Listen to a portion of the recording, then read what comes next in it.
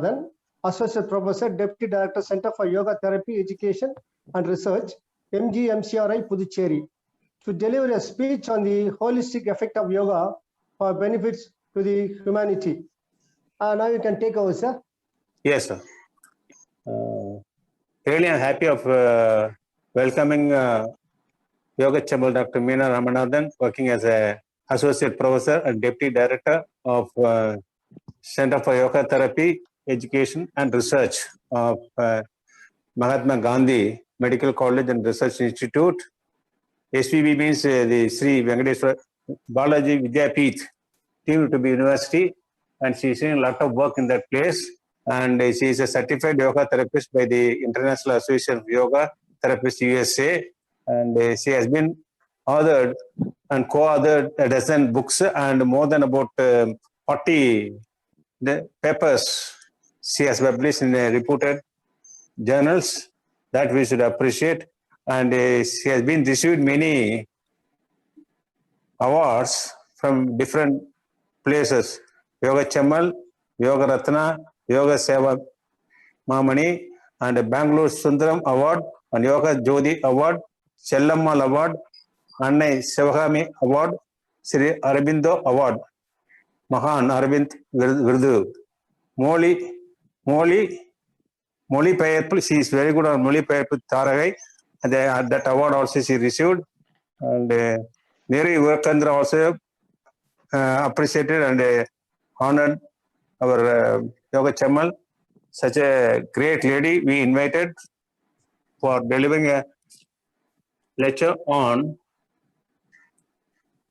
holistic effect of yoga for benefits to the humanity. And Rejoice Health Foundation conferred Rejoice Ayush Excellence Award 2019 for yoga to Dr. Meena Ramanathan. That we should appreciate. Now, Dr. Meena Ramanathan is delivered a speech on holistic effect of yoga for the benefit to the humanity. Now, I request Madam to deliver his speech. Thank you, Miss. Thank you.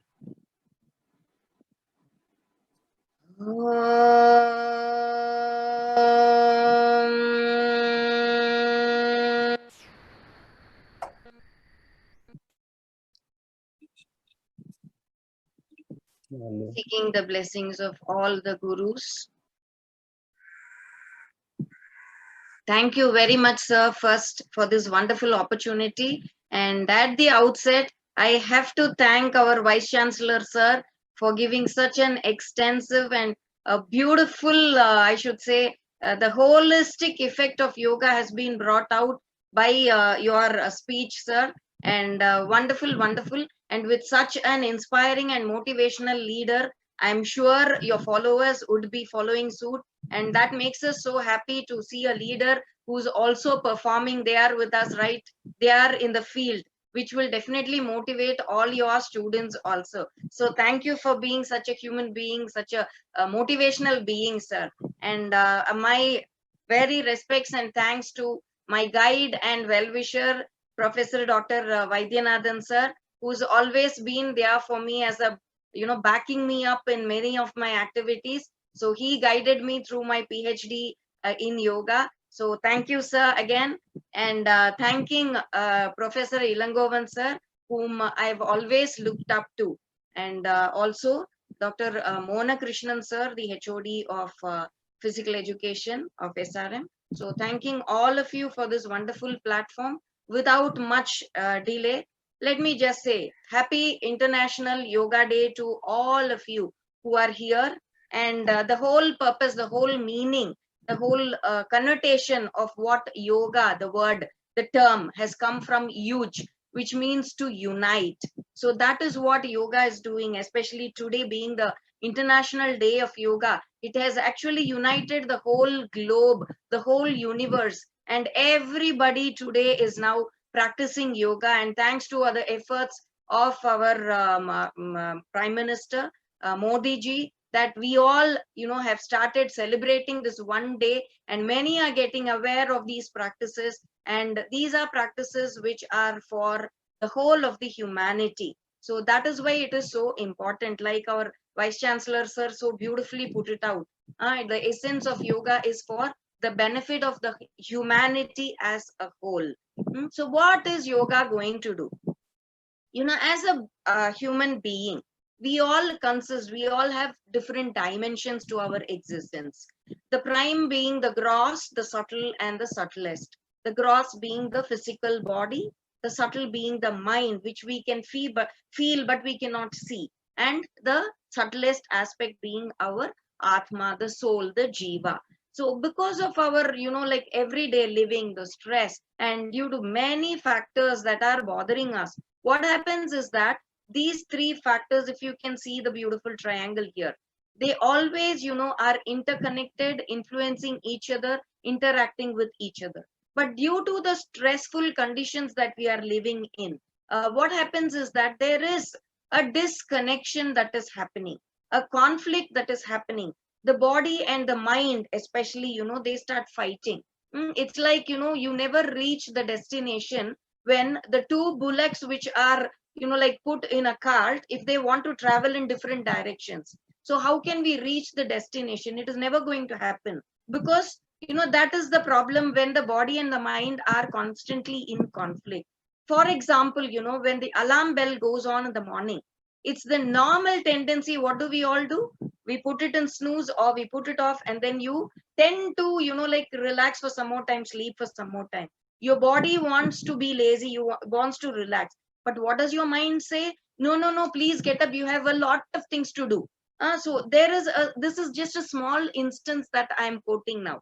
Like this, it keeps piling up, it keeps building over the day, over the years, that there is a conflict happening. So the body and the mind, once they start disagreeing with each other, conflicting and fighting with each other, the sense of sukha, the sense of ease, the sense of wellness within is lost. And that the sense of ease is lost, you end up having a dis-ease. So as simple as that. That is the status called as the sukha sthanam. Sukha sthanam is where you are completely at ease, and you are completely healthy, where the whole of the interactive cycle is going on. Some disruption happens and it is cut, and you end up having a disease. So the same thing is being defined as health by our World Health Organization, where they say it is a state of complete physical, mental, emotional, social well-being, and they have also brought in the spiritual well-being there, and not just the freedom from disease. So when you're checking a person, and if all the parameters are normal within the range, but still the person says, I don't feel good, I'm not happy, I don't feel good, so can you say that the person is healthy? Absolutely not.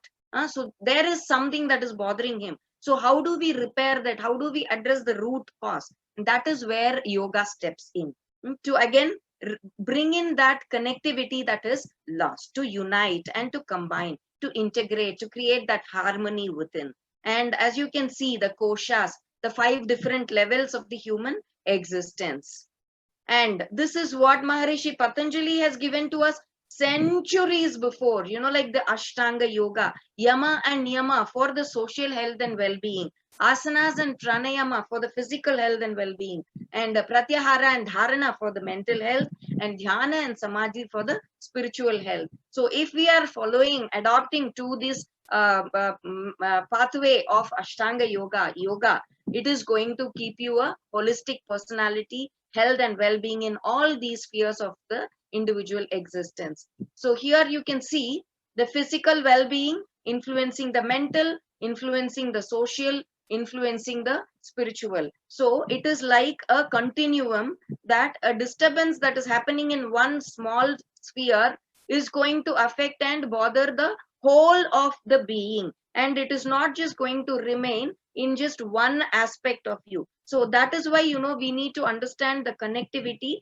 and we have to understand that it is a whole entity and not just one part that we are dealing with. So how does yoga work? The techniques that we are going to be following is going to be a gross practice, practicing through the physical body, using the physical body to attain and to reach the mind and the soul beyond. So how does it help us? By promoting the awareness of the various levels of our existence, and it facilitates the emanation of the wastes. So wastes need to be removed. Every cell, when it is conducting its activity, every cellular activity, there is a lot of waste that is being pushed out into the bloodstream, and it has to be eliminated. What if it is just accumulating there? After some time, the accumulated, the uneliminated, the wastes start becoming toxins, and they start hampering your healthy body system, healthy body functioning. The interconnectivity between the body, the systems, everything is hampered. So that is why, the elimination of waste is very, very essential. So once this is done, the breathing. Now, what is like when we were talking about the body and the mind, which is conflicting? Please remember, the body and the mind has to be brought together only by the breath. Because if you can understand the 5 different levels of the existence, people who are in yoga will understand that with the koshas. The Annamaya kosha being the physical existence, the Manomaya kosha being the mental existence, the psychological existence. But between these two, we have the Pranamaya kosha. The prana is actually connecting and combining and putting everything together. So breathing is very, very essential to create that harmony and that integration. So once this connectivity is cut off, you are a total disintegrated being, disharmonized being, in a state of complete dis-ease. So we have to bring that back, and what is going to help? It is only your own breathing that is going to bring everything together. So breathing consciously. We are breathing right now, but are we conscious about it? Do we give a thought about it? So doing that same breathing mindfully, focusing on the breath, that is pranayama. As simple as that. Anybody, even in a bed, hospitalized, can, breathe. So as long as they can breathe, they can practice yoga. It doesn't matter whether you are 80 years old, it doesn't matter whether you are 8 years old. Anybody and everybody, like in Hatha Pradipika says, yoga could be practiced by everyone of all ages, whether they are sick, whether they are ill, whether they are, discrepant, handicapped. Anybody and everybody can practice yoga if they can breathe. And breathing, creates that beautiful harmony, calming down your mind. And once the mind is calm, it naturally fortifies you, strengthens you to, approach the stressors. What is a stressor? A stressor is always constantly bothering you, pushing you down. The physical, mental well-being is completely lost when a stressor is affecting you. So now, because you are strong, you perceive the stressor in a different way. You are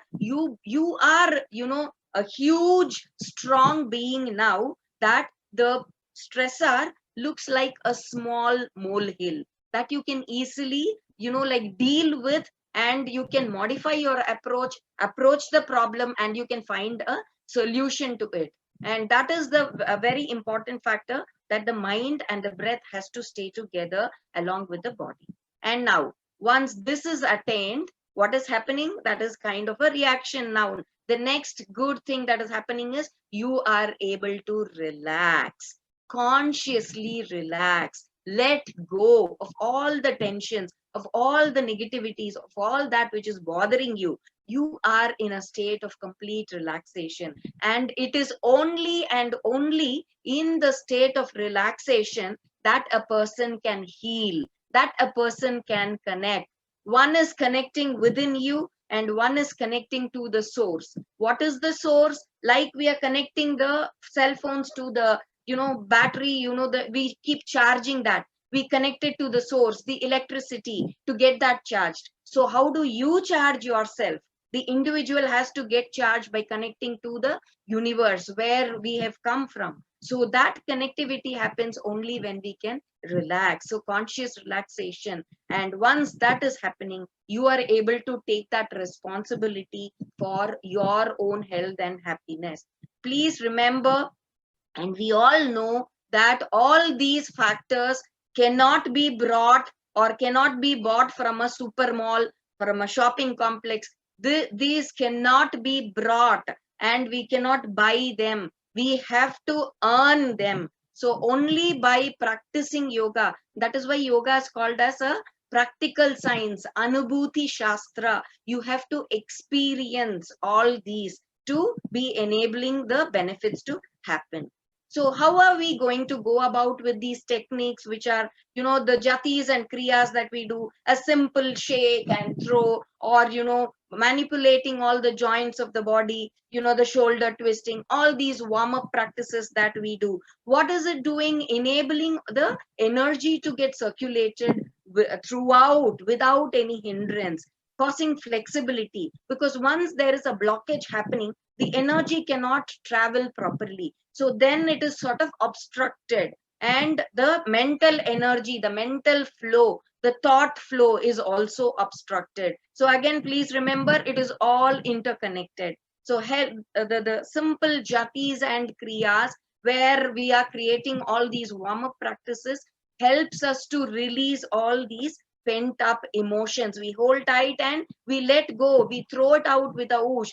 For example, we just do a big shake, hold tight, and it's like, go away. I don't want all these. So throw it out very consciously out of you. And the asanas. What are asanas? As Maharishi Patanjali says, sthira sukham asanam. What is that? A state which can lead you into that state of comfort and ease, where you're stable completely and at ease. And not just that. So it is like where prayatna shaitali ananta samapatibhyam, where you can take your mind off from this physical posture and you can begin to contemplate on the higher, on something else, on the infinite. And what is the benefit of the asanas? Tato dvandva anabhigata, where we are, oscillating in a pendulum between the highs and the lows, the depression and anxiety, the high, everything, is all into the good, the bad. Everything you can see is all divided into two. But what is happening now, once you start practicing asanas, you are able to take that path of moderation, where you are not, swinging away in that harmonic motion, where you can stay in the center. You are stable and the center state where you are completely healthy again. So all the rest, the mind body harmony, because asanas are not just postures, they are psychophysiological in nature. So while holding a posture, a simple one where you can just keep your hand in namaskar mudra, eyes closed, and just sitting straight, like this is a posture itself. Asana means, it's come from the root word asi. Asi means to be, to just be established in your own self. It doesn't mean you have to stand up, on your head to show that you're practicing an asana. It's not like that. Anything simple, like that also creates the sense of harmony and integration, bringing stability, corrects the postures, and the whole of the musculature, the whole of the musculoskeletal system is enhanced. So then what is pranayama?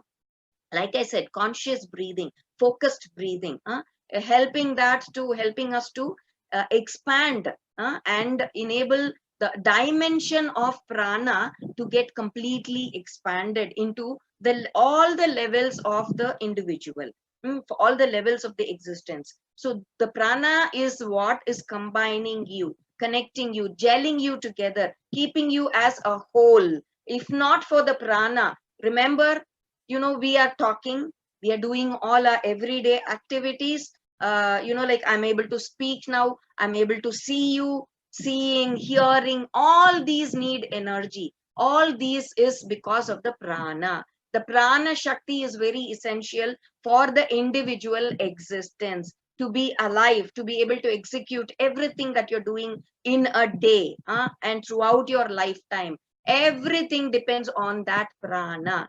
And once that prana is gone, what happens?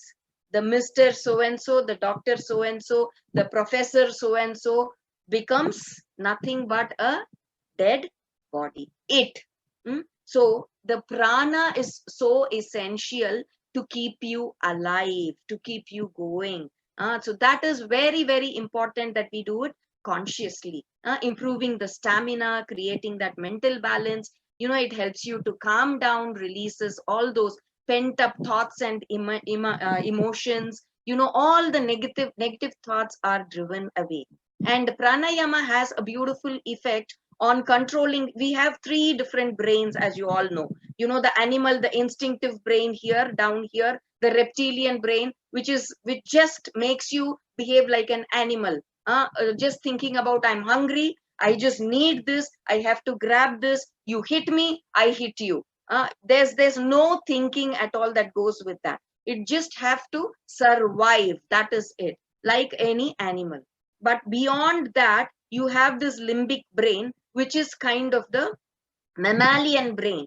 That, it's kind of the emotional brain, as we say, keeps going around in vortices. That is what keeps pulling you down. And that is the main charge of hypothalamo pituitary adrenal axis, like we say HPA, causing all the turbulence, beginning with your mind, taken to the hypothalamus, to the pituitary, to the adrenal, and releasing all those hormones, the cortisols, corticosterones, everything to combat the stress. But chronic stress, what does it happen? It keeps you pulled apart and always in that state of stress that it never allows you to relax. So if you do not relax, you cannot heal. You end up in a state again of distress. So that is the problem. Whereas pranayama is going to help you to relax the emotional brain, to calm down the limbic system,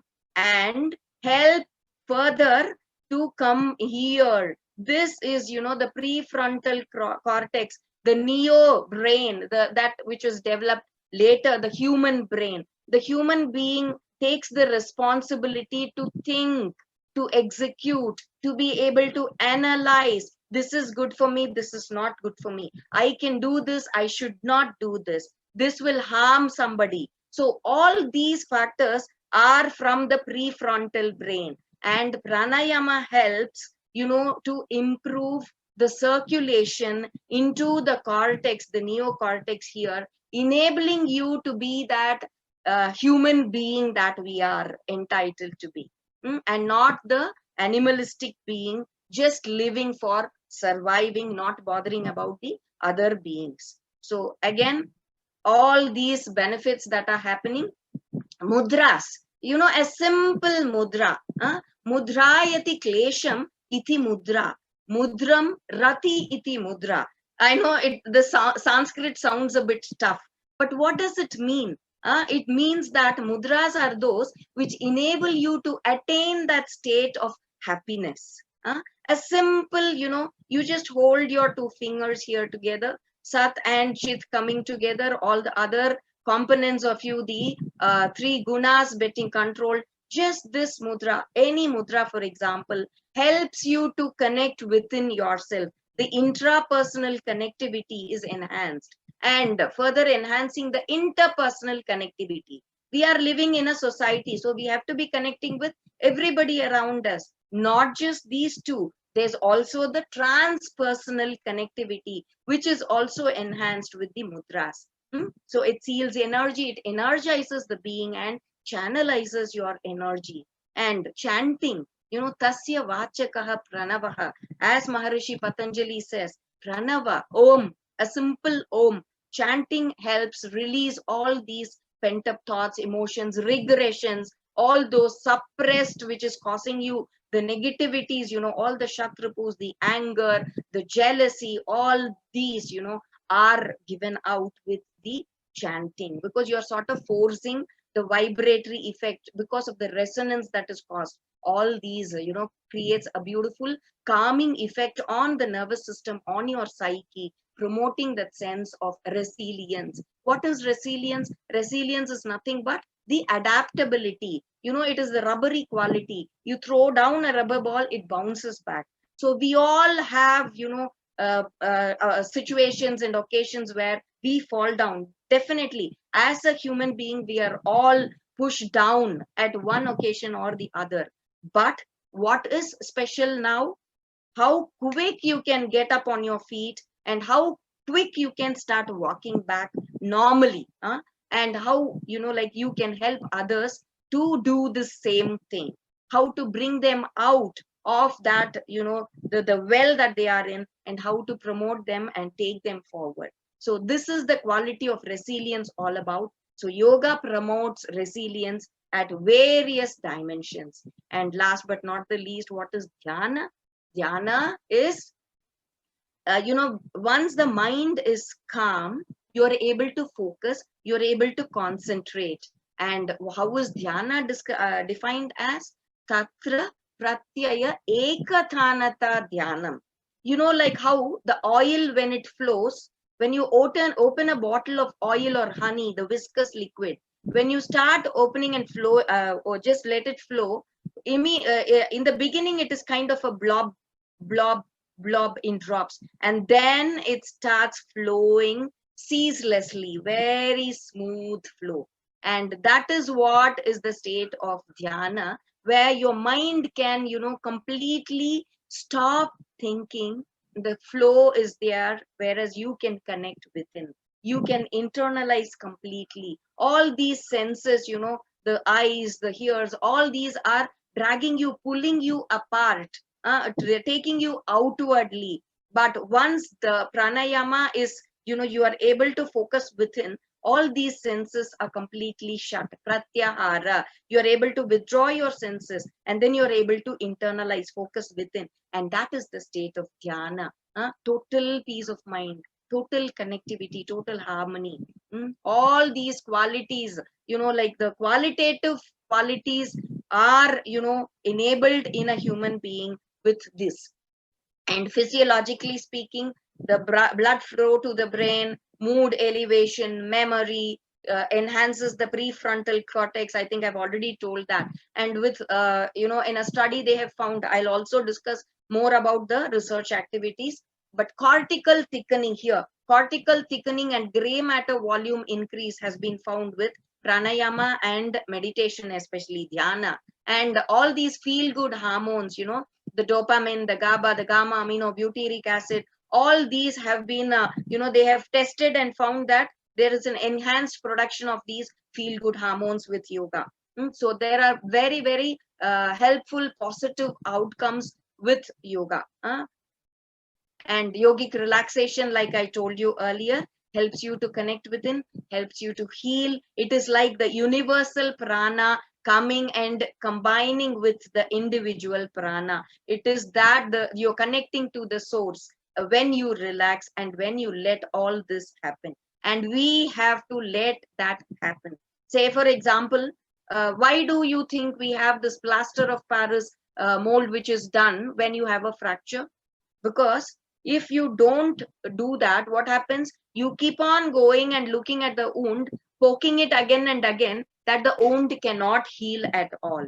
So now with the plaster of Paris, it is you let it heal by just letting it stay quiet. So that is what happens in the relaxation. You are not, meddling with everything. You consciously, adapt this pose, the posture called Shavasana.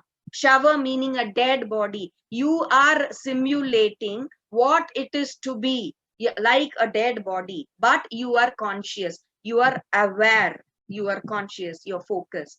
And what is to happen is the connectivity from all the angles. So what are the objectives? Empowerment from within. Our respected Vice Chancellor, sir, has already, brought in all these, that it makes my job much easier now that I don't have to go into the detail.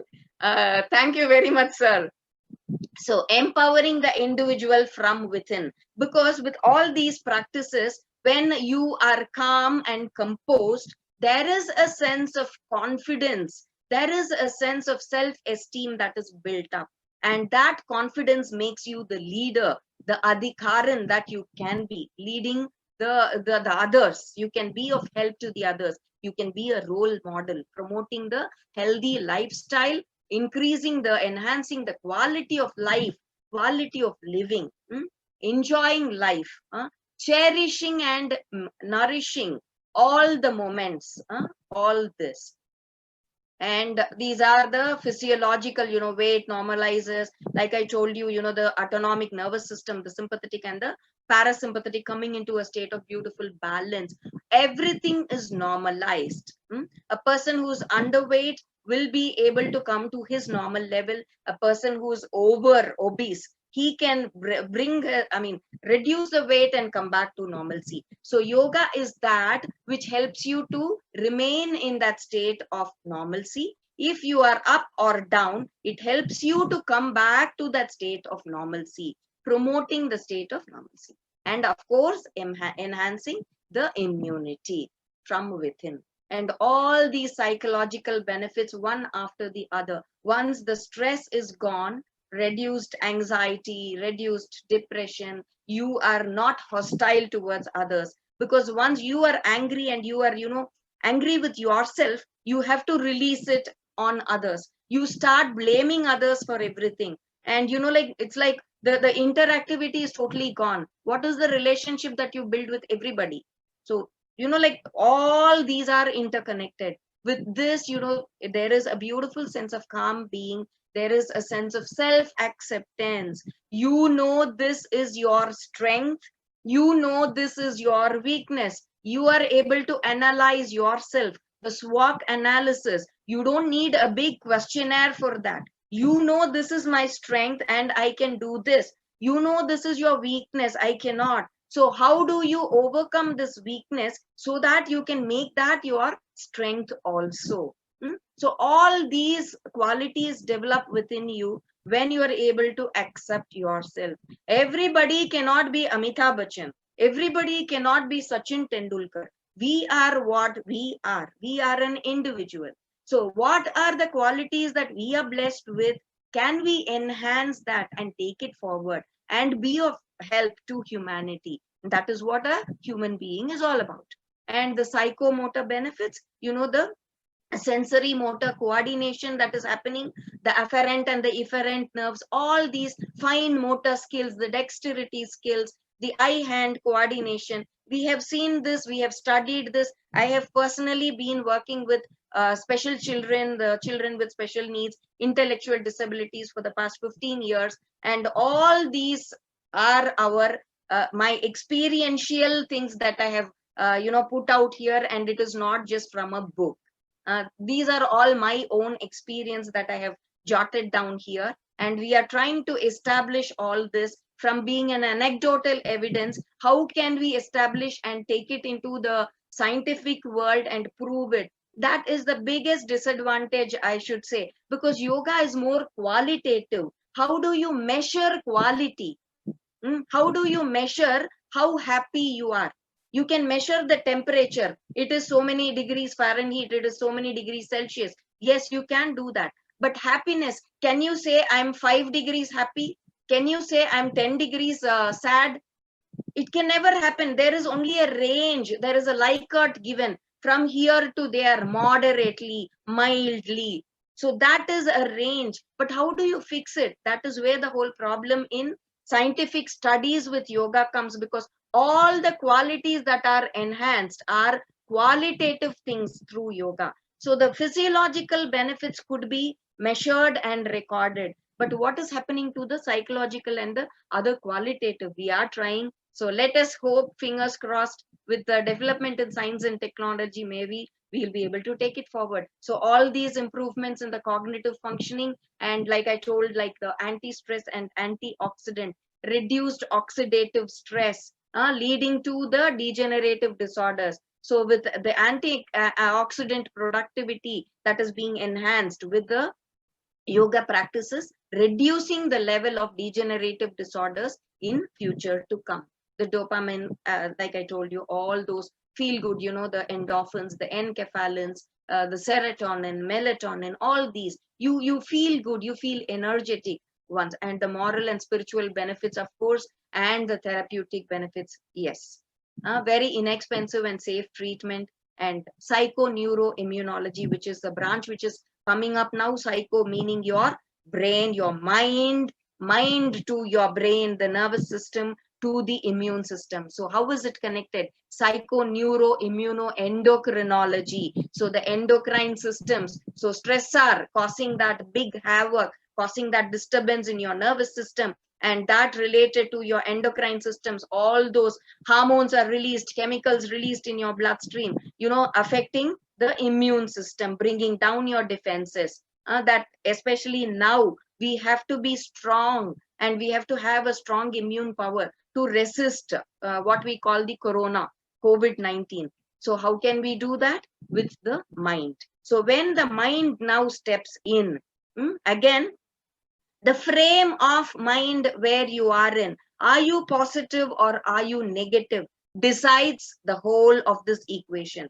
If you are positive, it is going to build you up, create that anabolic activity that's going to bring everything together, gel everything together. But if we are negative, again, you know, it is further going to aggravate this whole reaction cycle in the nervous system, endocrine system, further going to be catabolic, and the breakdown going to happen. So how is it happening with yoga? You are able to calm down the mind. You are able to be productive and positive about it, enhance all these plus qualities, all these positive benefits, and done mindfully creates a strong immune system. Not just the immune system, the whole of the individual is so strong and empowered that they can combat, that they can face, that they can do anything. They are like that soldier who can go and face the army. Publications with pranayama has so many benefits. Decreased oxygen consumption, you know, up in the hills they have found out a state of hypoxia, which is like causing a lot of problem. But with pranayama, they are able to sustain even in that low oxygen levels. So that is something very, very positive. And you know, intraocular pressure, the eye pressure is brought down with pranayama. The heart rate is brought down, the BP normalizing, galvanic skin resistance, all these, you know, blood glucose levels again are normalized. And you know, with meditation, Innes and Selfie, a review was done. This was done in the University of Virginia, USA. Perceived stress. So like I told you earlier, everything starts with the way you perceive. Are you perceiving that problem, something which is very small, as a mountain? Then it is going to look so huge. And can I approach, can I, you know, cross this mountain, is where the whole of the process now happens. So where is your perception? That is where the whole thing lies now. So you are able to perceive things in a proper angle, proper perspective, expand your perspective. That, you know, creates all these positive benefits, advantages. It doesn't require any special equipment, and you can integrate this into your everyday life. Just 10 or 15 minutes of your practice, done. Now you can, you know, like now the office yoga is being promoted, sitting from your chairs. How can you just stretch up? How can you just twist? How can you give basic movements to your, you know, stretch to the sides, lateral bending? How can you move your spine so that the compression doesn't happen? You end up having a back pain sitting in the chair for, you know, hours together. So how can you alleviate from all these things? Simple things where, you know, with the breathing and with these techniques, all these could be done, and it is not taxing. And the other important thing is it is complementary, and it goes hand in hand with all the other treatments and with all the other practices. So that is again cost effective.